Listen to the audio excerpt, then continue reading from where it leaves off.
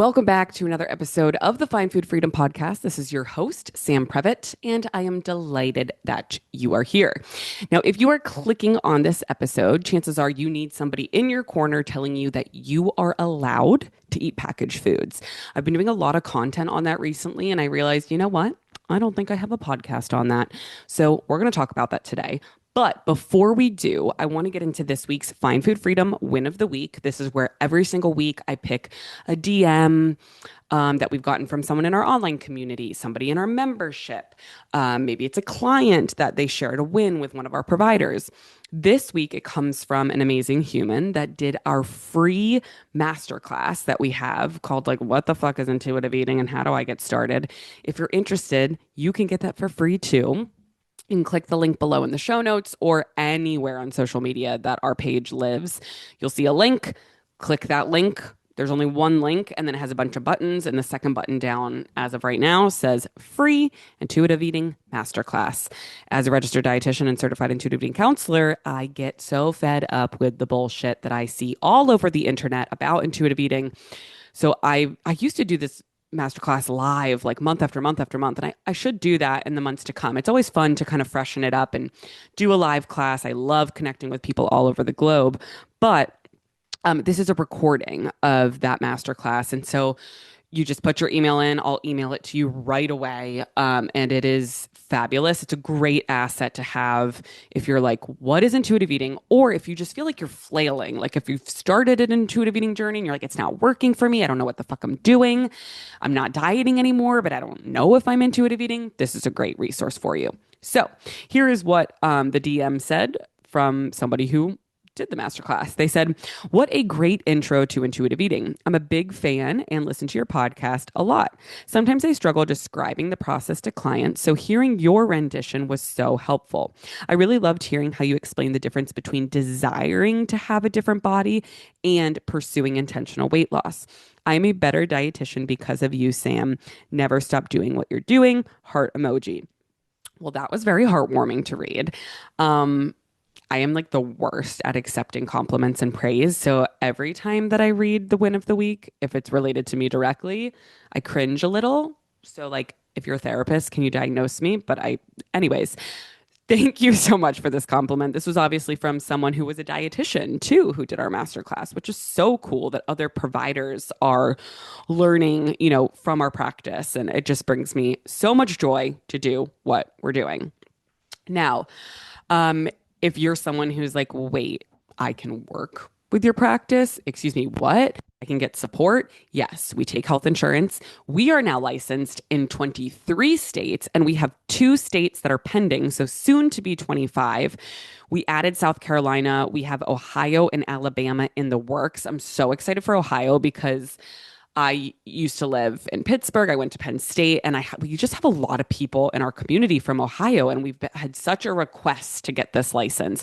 So as soon as it's active, stay tuned because we are going to let you know. And then again, that means we can get more people to use their health insurance benefits to get free one-on-one counseling with our team of certified intuitive eating counselors, dietitians. Get your benefits checked. You can click the link in the bio. You can click the link in the show notes below. And I always like to remind people, if you do not have coverage with our team, do not worry because we will gift you a free month of the Fine Food Freedom membership, 1 month completely free. That includes 3 live coaching calls with our lead dietitian and certified intuitive eating counselor. And it's like, in my head, I went into this business, if you will, as a dietitian to help as many people as possible. That's why we're taking health insurance. And I never, ever, ever want finances to be the reason that you can't get the help that you want and need. Of course, this podcast is free. There's so many free resources out there, the free masterclass we talked about, but you could also have support for free. And the majority of people that we work with are like, my health insurance sucks. I'm not going to have any coverage. And then they're like, wait, what the fuck? I have unlimited free sessions. And if you go back to in the last couple of weeks, we've had a few different client testimonies come out, and every single client that has been on the podcast recently has said that. They're like, I had no idea that my health insurance offered this. So we're happy to have you here. We're happy to support you if you want more support. Okay, so let's get into today's topic, packaged foods. So I recently just did a Costco haul, like a Costco snack haul. And it's so interesting to me that I I when I did this post, I really didn't think it was going to perform well. And what I mean is I just didn't think people were going to like it. Not that they weren't going to like it. I just was like, it's like a piece of content. People will be like, whatever. Um, and what I was doing in this piece of content is I was highlighting different snack foods. It was more geared towards baby, toddler, packaged snack foods, but it like a lot of the foods I also eat, so it wasn't all just for kiddos. And the whole like basis and emphasis and objective of this post was like, come along with me to a snack haul to Costco as a non-diet dietitian and mom who utilizes packaged foods as a tool for nourishment, as a tool for self-care, instead of demonizing these foods.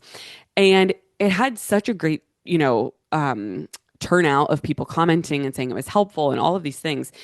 And it's one of those things where I am so far into the content, or let me say this differently. I'm so far into the belief systems that I talk about, right, with intuitive eating, that it's so hard for me to remember sometimes what it was like to be in diet culture. And so, what I mean by that, specifically with this example, right, there are umpteen millions, right, of influencers, health, air quotes, influencers, health, air quote, gurus that go into Costco and make content about like, these are the 10 things you should never feed your child, or here's the top 10 ingredients that are going to kill you, or, whatever it is. And I forget because to me, it feels so basic to say, like, you're allowed to eat packaged foods. Um, but nowadays, I am continuously realizing how radical that is, which is wild that that is radical to say, um, and how needed it is to continue to say that. So here is me. You don't need my permission. You don't need it, but I'm going to give it to you anyways. You have my permission to feed yourself and the loved ones in your life packaged foods.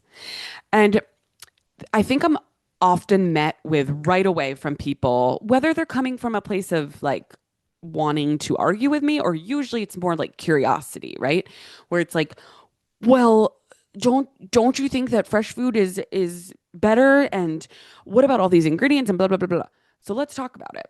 As a registered dietitian, I, as an intuitive eating one specifically, I see all food as morally equal, right? So what I mean by that, food holds no morality. I am not a better person if I sit here, let's say I sit here and we eat lunch together.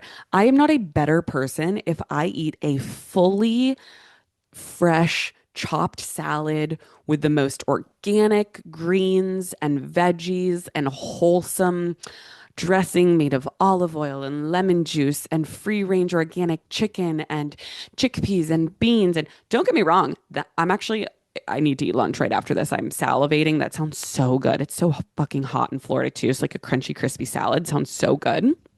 So, and that's another point we'll get to. But so I am not a better person morally if I eat that for lunch. Or let's say if I had a bowl of Fruit Loops. Like, let's say I was just sitting here snacking on a bowl of Fruit Loops, and like, I'm not a better or worse person. My character doesn't change. My value doesn't change. My worth doesn't change. I don't think any differently about myself when I'm eating those. And that's where if you're like, whoa, I've never thought about it like that. That's something I want to challenge you to do, to think about, okay, if you were eating those two examples, would you have a different self-talk that day after lunch? So would you be like, oh my gosh, I was so good today. I deserve X, Y, and Z, blah, blah, blah. Or if you ate the Fruit Loops, would you be like, fuck, I'm such a bad person. I should have ate something healthier. I can't believe I just ate that processed junk, blah, blah, blah. So that's something I want to kind of like, I just want to like encourage you to bring awareness to that if you have morality with food. And you could put any food as, some of you may be like, I don't have morality tied to cereal. Okay. What if it was donuts, right? Like, what if I was sitting here eating donuts for lunch? Like, what is that food for you that holds morality? And so as an intuitive eating dietitian, I don't attach morality to food. Now, did I used to? Fuck yeah, I did. I've dieted my whole life, basically. So it took a really long time to not attach morality to food. Well, as you untangle that guilt and shame associated to food on an intuitive eating journey, you eventually get to a place where you can utilize nutrition as a tool and not something that is how do I say this? Not something that is like the police. So for example, um do I know that I will feel more pleasant if I consume a variety of foods, which includes protein, carbs, fat, maybe some colorful veggies, right? A good sized portion that is going to fill me up. Do I know that that's going to keep me fuller longer and probably keep me more satisfied because of all the different textures and colors and things than if I just sat here and ate donuts? Yes. But I know that from a place of like using nutrition as a tool, not shaming myself for that. Also, I will always, always, always 100 out of 100 times tell people eat something rather than nothing all the time. I don't give a fuck what the food is. If it's between I either have to eat a donut right now or I'm not going to have time to eat until tonight at 5 p.m., you're eating the donut. Food is always better than no food when we're going to fuel ourselves. Now, so why I'm on this tangent is I understand as a dietitian and as a human that foods hold different nutrition, right? They have some foods are more nutrient dense than others, but nutrient density doesn't equal morality and morally better, right? If something's more nutrient dense, that doesn't make it morally better. And also, once we go back to this packaged food route and how I got on this tangent is there are foods that exist in a package that are also extremely nutrient dense. At the end of the day, any food is technically nutrient dense because it includes either carbs, protein, fat, which our body needs to survive, right? So some of the things that I featured in this video, I featured some bars, I featured some fruit snacks, I featured mac and cheese. I just was featuring things that we buy for our household. And it was the comments and the feedback I got that it was just really refreshing to see a dietitian and a mom, but a dietitian more importantly, that is like, hey, I eat these foods and it's okay. And I think that people need to hear that and they need the permission too, because as someone who everyone's in a different season of life, whether you have kids, whether you don't, whether you never want kids, doesn't matter. But if I'm speaking from my personal experience right now in this season of life I'm in with a 1 year old and a 3 year old, and life is a fucking shitstorm and just craziness, packaged convenience foods are saving me. You know, another time packaged and convenience food saved me when I was depressed as fuck. When I was going through IVF and our first round failed and I could barely get out of bed and we didn't want to cook and I just wanted to order food and like food was comfort. That was another time, right? There are so many different reasons why you might consume more of those foods, and that is okay. There is also a way that we can utilize packaged foods, convenience foods, and pair them together with fresh food to make something more energy dense, more long lasting, right, of energy and more filling as a meal. And I know that Jenna and I did a podcast on this on What the Actual Fork podcast, where we talked about ultra processed foods. I'm going to try to find it and link it in the show notes below. But we gave a bunch of different examples of how we like to utilize packaged foods with fresh foods and make something that's not only easy, convenient, but also nutrient dense and filling.